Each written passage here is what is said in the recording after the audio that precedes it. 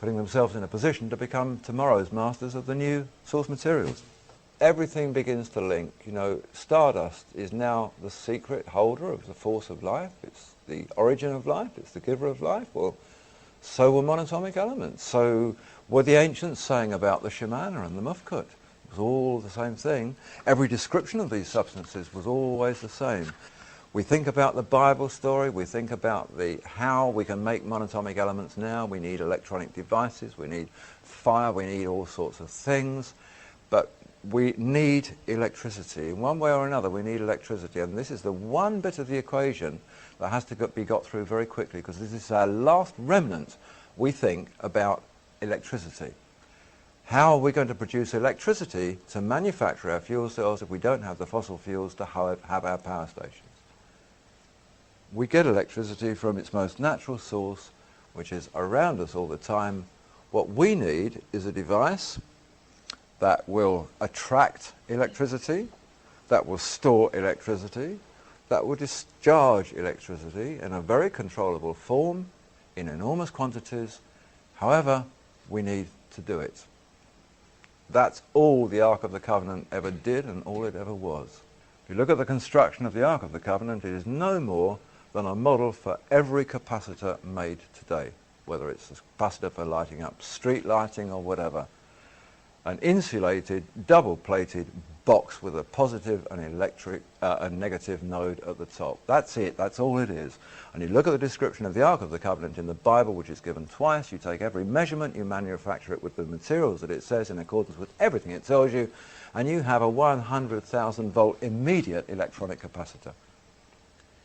You do what the Bible says, and you place an ohma of the shamana in it, golden pot of the white powder, you place it in there, you've immediately got a superconductor. You've immediately got a device that sets up its own Meissner field, which will levitate, which will be able to travel on its own, which will be able to issue gamma rays or whatever you need it to do. A very, very powerful device. We have to go back to these very simple devices that simply pull it in and hold it and issue it. The Ark of the Covenant is not wrongly named. It's spelt with a K in the Bible because that was the Greek way of spelling it. In every other language it's spelt with a C, and electronic arcing actually comes from that very same word. So everybody's now working on all of these things. NASA has developed its Breakthrough Propulsion Physics Project. That's what it calls it. What's the Breakthrough Propulsion Physics Project? It's how to get the stars by bending and manipulating space-time. That's what they're working on right now. Anti-gravity, that's the other thing. That's not necessarily just about spacecraft, that's about ordinary aircraft. Quite a lot in the press and on the internet, here from the UK Ministry of Defence and from the BBC. Anti-gravity propulsion is coming out of the closet, says Defence Weekly. Well, to this end, British Aerospace over in Britain has embarked on Project Green Glow. Over here at the top secret Phantom Works in Seattle, Boeing technicians are working on Project Grasp. They're very, very similar. They're both looking at anti-gravity aircraft. Why do we need aircraft that can fall down? We want aircraft that just stay in their frequencies and go wherever we turn the knob to tell them to go. In fact, they don't need pilots, really. Just send them places.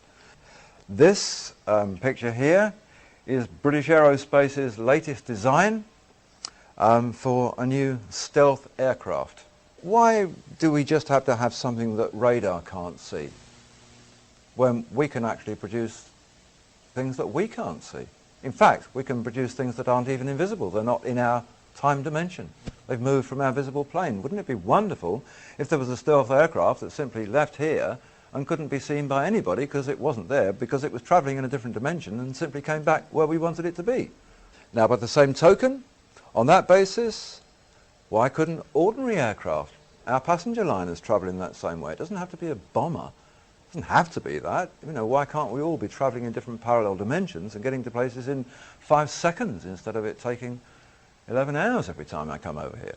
We are finding the place where the stardust, the monatomic elements, meet the stargate and will take us into the world of other dimensions, so that suddenly, as Puthoff says, we can't apply the laws of physics anymore. We have a whole new set of rules that belong to worlds and realms that we knew nothing about until now. we get to that point and just about everything that was impossible becomes possible. Thank you.